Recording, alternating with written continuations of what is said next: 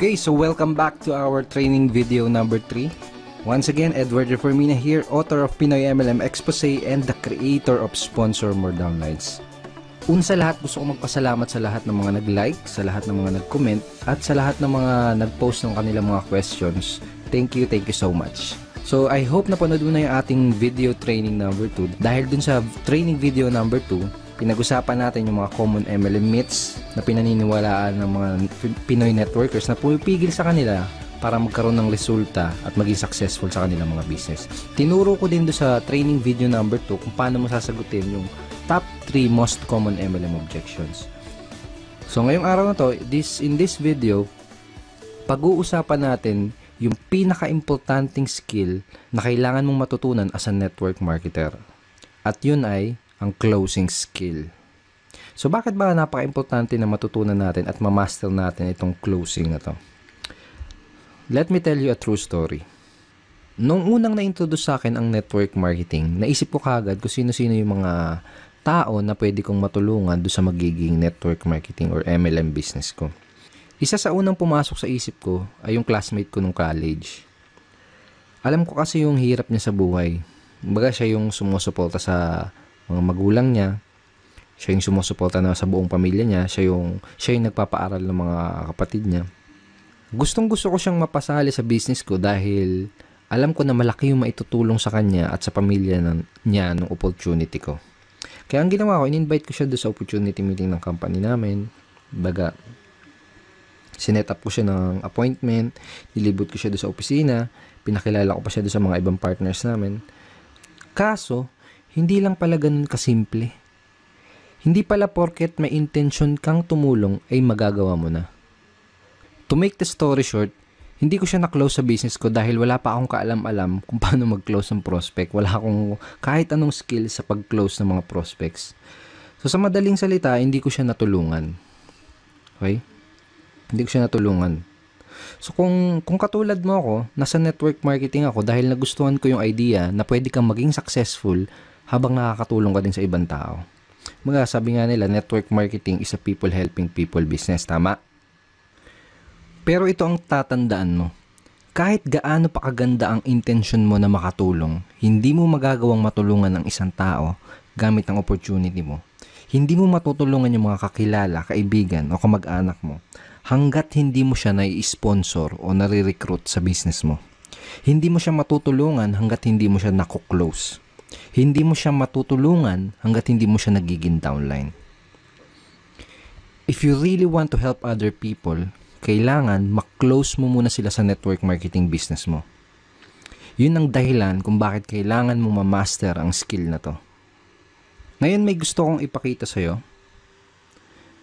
This is Sponsor More Downlines training ebook. This is a 128 pages, very detailed how-to sponsoring training ebook. This is an exclusive training ebook na ginawa ko lang para sa team ko. Baga dito sa ebook na to, dito ko tinuro lahat ng mga sponsoring and recruiting strategies, approach and methods na natutunan at na-discover ko na tumutulong sa akin para makapag-sponsor ng up to 23 downlines per month. Okay, dito ko rin tinuro yung 5 easy steps of sponsoring. Okay, so very, very detailed siya. Tinuro ko dito mula from qualifying to handling prospect objections and of course up to closing prospects. So sobrang detailed niya. Tinuro ko dito kung ano yung mga linyang ginagamit ko, kung ano yung mga scripts na sinasabi ko. And tinuro ko din dito yung psychology behind those strategies. Kumbaga tinuro ko kung bakit effective yung mga strategies and methods na yun. Tsaka yung mga approach na yun.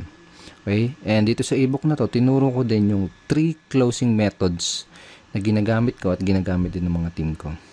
And in this video, gusto kong i-share sa'yo yung isa doon sa mga closing methods na yun. So, napaka-effective ng mga closing methods na yun, yung mga araw na nakakapag-sponsor ako ng 4 na downlines sa loob lang ng isang araw. Okay? Pero bago ko ituro sa'yo yung isa doon sa mga closing methods na yun, gusto ko munang i-share sa'yo yung mga naging resulta ng mga taong nabahagian at naturuan ko na ng mga strategies at mga approach mula dito sa training ebook na to. Okay, so bali ito yung sinabi ni Arvin J. Basilio from Cebu City. Sabi niya, By applying his teachings and strategies in Sponsor More Downlines training ebook, I was able to sponsor 13 people and earn 14,110 pesos in just 11 short days. I have never experienced such fast results in my life. The teachings taught by Edward in objection handling also increased my sign-up rate by 200%. I became truly unstoppable in my business and I couldn't be more thankful. So yun sinabi ni Arvin J. Oh, thank you, bro. Ito naman yung sinabi ni Elisa Cruz from Cavite City. Sabi niya, mas nakukuha ko yung trust nila dahil sa mga scripts na sinusunod ko sa trainings.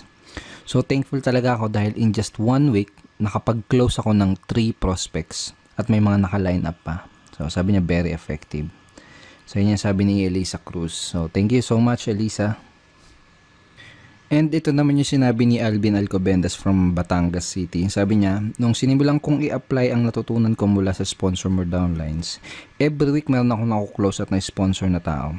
And now, 3 months in my business, nakapag-sponsor ako ng 17 direct downlines at weekly na akong kumikita around $100 per week. So, thank you so much, Alvin. At ito naman yung sinabi ni Mari Bixon from Italy. Kung noong una ay ako ang naghahabol sa prospects, ngayon sila na yung kusang naghahanap sa akin. Wala na rin akong katakot-takot sa pagsagot sa mga prospect objection. Iba talaga pag may proper training. In 1 month, I got 5 direct referrals. Ayan sabi ni Marivic. Thank you, Marivic.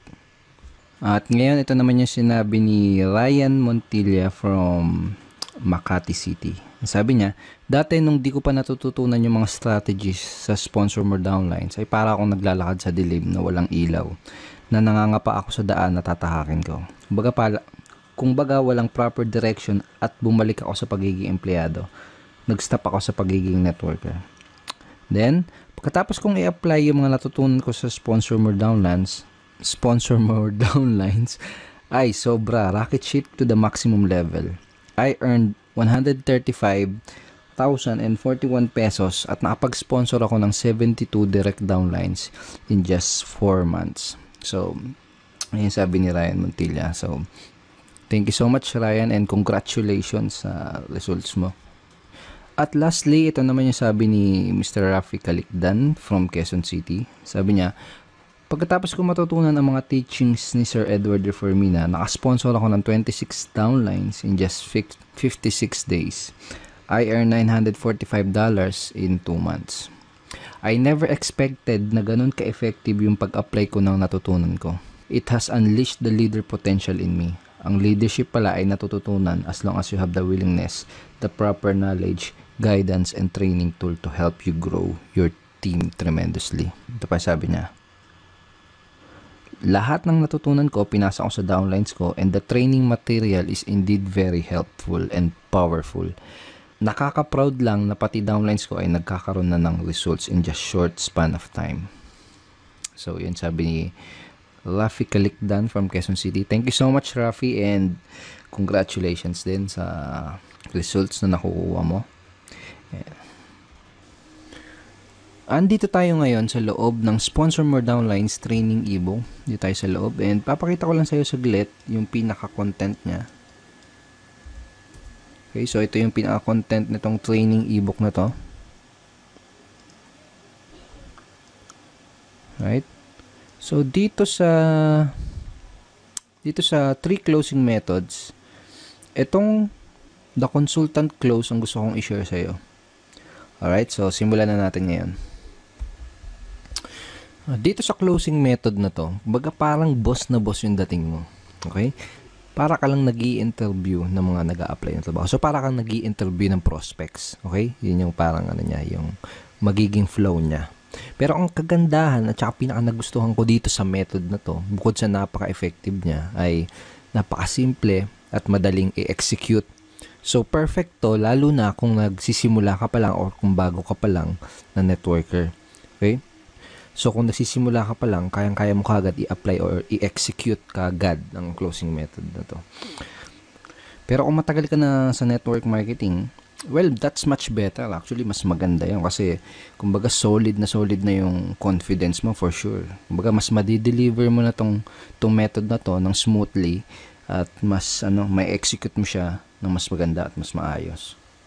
Okay, pero don't underestimate the simplicity of this approach and this method, kasi kahit napaka-simple niya ay napaka-effective at powerful niya. Okay, so for example, napanood na ng prospect mo or nakita na ng prospect mo yung business opportunity presentation ng company nyo. For example, tapos na siyang umattend ng seminar or tapos niya ng makita yung video presentation nyo. Parang ganito yung magiging flow ng pag-i-interview mo dun sa prospect mo. Okay, so ito yung sasabihin mo sa kanya. Base dito sa mga nakita mo, tingin mo ba or naniniwala ka ba? Ganon. Base dito sa nakita mo, naniniwala ka ba na makakatulong itong business or opportunity na to sa'yo para yung reason why nila? Okay?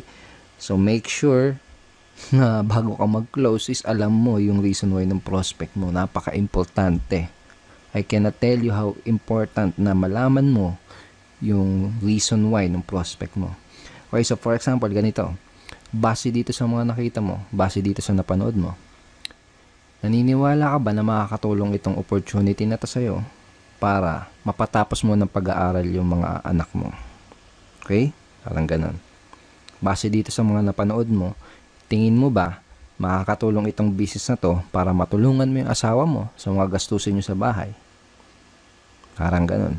Okay? Pag sinabi ng prospect mo, oo, tingin ko makakatulong itong business na to. So, yun mo sa kanya, itanong mo sa kanya, magkano yung gusto mong kitain kada buwan working part-time? Or full-time kung gusto niya ng full-time. Okay? So, for example, ito yung sinagot ng prospect mo. Kahit siguro mga 20,000 lang muna na monthly income. Sabi mo, okay, that's good. Mga ilang oras kada araw o linggo ang pwede mong ilaan para sa business na to para ma-achieve mo yung 20,000 per month na income. Okay? So, sasagutin ka niya ng kung ilang oras. Sabihin natin, ang sinagot niya is mga 2 to 3 hours per day lang muna. Ganon. Sabihin natin, ganun yung sinagot niya. Ang next na sasabihin mo ay ito. Okay, sabihin natin na kumikita ka na ng 20,000 pesos na monthly income working 2 to 3 hours per day. Ano yung iba pang magiging benefit nun para sa'yo at sa family mo? Okay? So, using these lines, unti-unti nang kino-close ng prospect mo yung sarili niya doon sa business mo. Baga siya na yung mismo kasi nagsasabi ng mga benefit na makukuha niya doon sa opportunity mo, di ba? So, napaka-powerful talaga nito. Okay? So, ngayon, sabihin natin, sinagot niya na, ito yung mga gandang magiging benefit niyan para sa akin. Tapos, ang tatanong mo sa kanya, pag nasabi niya na sa'yo yung mga benefit na makukuha niya sa opportunity, ito yung next na itatanong mo sa kanya. May mga gusto ko pa bang itanong bago ka magsimula? Okay? O kaya, ano yung mga questions na gusto mong masagot ko bago ka makapagsimula? Or, bago ka magsimula sa business na to, may gusto ka pa bang malaman? Okay? Kapag sinabi ng prospect mo na, kapag may mga remaining questions pa siya, ang goal mo is masagot lang yung mga question na yun. Okay? Ang goal naman kasi talaga natin is mabigay lahat ng mga kinakailangan na information para makagawa ng informed at sariling decision yung prospect natin. Okay? So, for example, may objection pa siyang natitira, kung may question pa siyang natitira, ang goal mo lang is masagot yun. So, make sure na napanood mo din yung video training number 2 natin dahil tinuro ko sa iyo yung mga tinuro ko dun sa video training na yun kung paano mo sasagutin yung mga most common MLM objections. So, for example, sinabi na ng prospect mo na wala naman na, baga wala na siyang question. Ang magiging closing line mo ay ito. Okay? Sounds to me na ready ka nang mag-join. O kaya naman ay ito. Mukhang handa ka nang magsimula. Tama ba? Kaya, mukhang handa ka nang magsimula sa business na to. Tama ba? Pag sinabi mo yun sa prospect mo, pakinggan mo kung ano yung isasagot nila. Kasi doon mo malalaman kung may mga tanong pa sila or kung may mga objections pa sila. Okay? Kung wala na silang tanong, ang sasabihin lang nila, parang ganito, oo, ready na ako. Or, paano ba magsimula? Okay? Kapag tinanong nila na ganon, kapag tinanong ka na nila kung paano ba magsisimula sa business mo, sabihin mo lang, okay, ganito yung next step na gagawin mo para makapagsimula ka na kaagad. Parang ganon. Okay, let me show you yung mga next steps na gagawin mo para makapagsimula ka na kaagad. Okay? So, ganon, i-guide mo na siya sa pag-sign up do sa business opportunity nyo. kung paano ba yung sign up process nyo. Ituro mo na sa kanya yung step by step na gagawin niya para makasali as soon as possible. So, ganun lang siya kasimple. Di ba sabi ko kanina na very simple lang siya pero very effective. Pero ang kagandahan, pwede mo agad siyang i-apply at magamit sa business na ginagawa mo ngayon. And may mga ibang nagtatanong, natanong nila sa akin, paano kung iba yung isagot nila doon sa itatanong ko. Okay, for example, tinanong ko to, tapos iba yun naman yung sinagot nila, hindi kagaya ng mga example na binigay ko. Well, to tell you honestly, hindi naman kasi importante yung mga script eh. Kaya ang importante is yung psychology sa likod ng kumbaga ano yung reason kung bakit mo tinatanong yung mga questions. Anong reason kung bakit mo sinasabi yung mga example scripts na to. For example, okay, ganito yung next step na gagawin mo para makapagsimula ka na kagad. Basically, kapag sinabi mo yung ganito sa prospect mo, you are showing leadership. Kumbaga, tinuturuan mo siya, ginaguide mo siya. You're showing that you are a true leader. Napakita mo sa kanya na isa kang leader na kaya siyang i-guide sa proseso or do sa business. Parang ganun. Okay? Mas importante yung yung maintindihan mo or ma-internalize mo kung bakit mo sinasabi yung itong mga scripts na to. Okay? Kasi kapag naintindihan mo na ng maigi kung ano yung reason kung bakit mo sinasabi yung mga lines or script na yan, doon darating yung point na makakapag-improvise ka na ng mga sasabihin mo doon sa prospect na kinakausap mo. Okay, so ito yung consultant close method. Ito yung isa sa mga closing method na ginagamit ko para makapag-sponsor na madaming downlines sa aking business. Okay? Ito yung isa sa mga closing method na tinuro ko dito sa loob ng Sponsor More Downlines training ebook. So, make sure na i-apply mo kaagad itong method na to sa business mo. Kung may kakausapin ka mamayang prospect, kung mayroong kakausapin bukas, sa isang araw, make sure na gamitin mo kaagad itong mga lines na to para ma-practice mo kaagad, para masanay ka kaagad, para ma-internalize mo kaagad yung method, at para ikaw mismo makita mo din yung response at yung magiging resulta kapag ginamit mo tong closing method na to. So, I hope madami kang natutunan dito sa 3-part video training series natin, and I hope ay nag-enjoy ka sa panonood nitong 3 videos na to dahil ako mismo nag-enjoy ako sa paggawa nitong 3-part video training series na to para sa'yo. At ngayon, ang kailangan mo na lang gawin ay i-apply ang lahat ng mga natutunan mo mula dito sa training series natin. Pero syempre, hindi dito natatapos yung pag-aaral mo. Baga, hindi dito natatapos yung pag-educate mo sa sarili mo. Because network marketing is a continuous learning journey.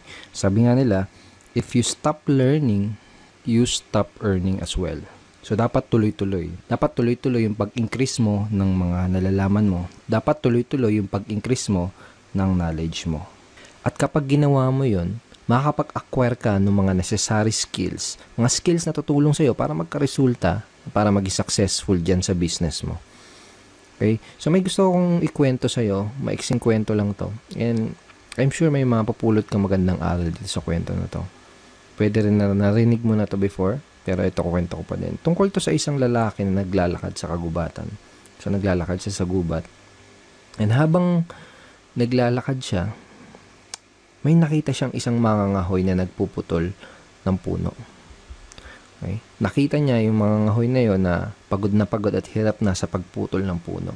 Tagaktak yung pawis at napapamura pa sa hirap yung mga ngahoy habang pinuputol niya yung puno. Ngayon, nagtaka yung lalaki na nakakita sa kanya doon sa mga ngahoy. Ginawa niya, tinanong niya yung lalaki. Sabi niya, anong problema kaibigan? Ang sagot ng mga ngahoy, mapurol kasi tong palakol na ginagamit ko. Kaya hindi ko maputol ng maayos tong puno. Ang sagot ng mga ngahoy. Sabi ng lalaki, bakit hindi mo hasain yung palakol mo?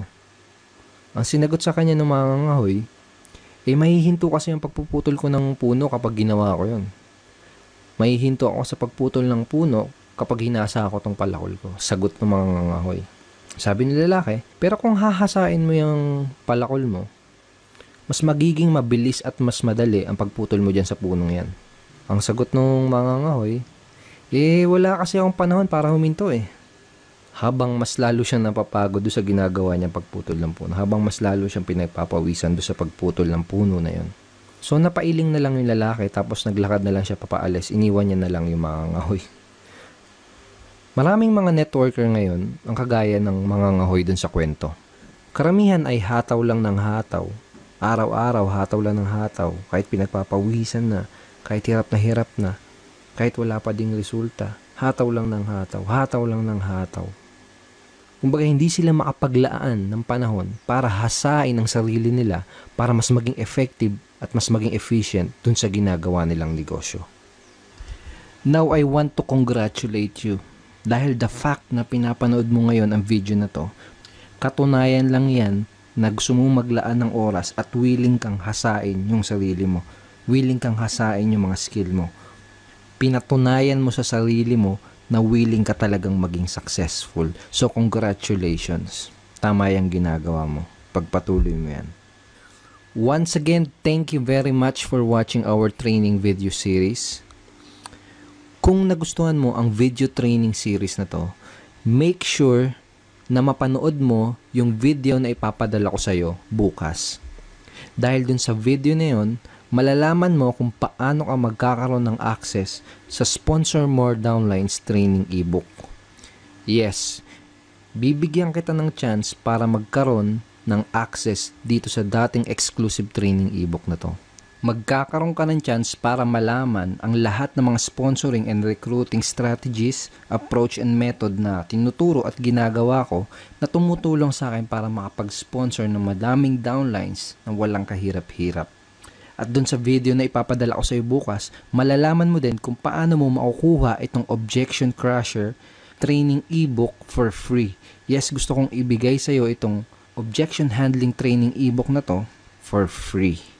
Pero napaka-importante na mapanood mo yung video na yun bukas dahil hindi ko alam kung ilang Pinoy network marketers lang ang hahayaan kong magkaroon ng access dito sa napaka-valuable at dating exclusive training materials na to. Kaya kung gusto mong magkaroon ng access sa Sponsor More Downlines training ebook at kung gusto mong makuha itong Objection Crusher for free, make sure na mapanood mo yung ipapadala ko sa yung video bukas. Kaya wag mong kakalimutan na i-check ang iyong email bukas, okay?